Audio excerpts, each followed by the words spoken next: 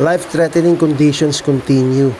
Hello guys, magandang gabi, maulang gabi, and konting update lang tayo kay bagyong or super typhoon Uwan. So as of 5 PM, so naglabas ulit ng panibagong update ang Pag-asa.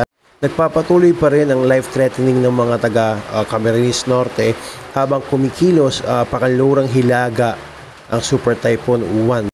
Bali patungo to sa Aurora at Polillo Islands. Huling namataan ang sentro ng mata ng super bagyo sa 110 kilometers hilaga ng Daet, Camarines Norte o 150 kilometers silangan hilagang ng Infanta, Quezon.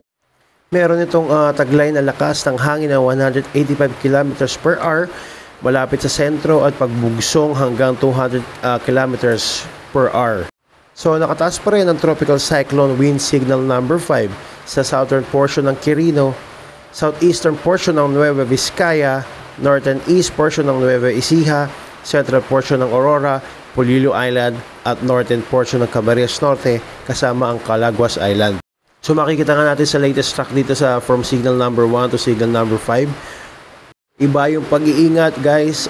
Again, you can write your comments down below kung maaabot kayo na itong video na to, and pwede nyo i-update kung kamusta kayo at taga saan kayo, kamusta ang kalagayan nyo, para kung may kailangan tayo sa mga local LGUs and sa ating pwedeng mahinga ng tulong, agarang tulong, pwede natin silang matawagan.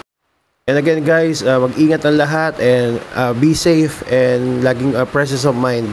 A-update ulit tayo.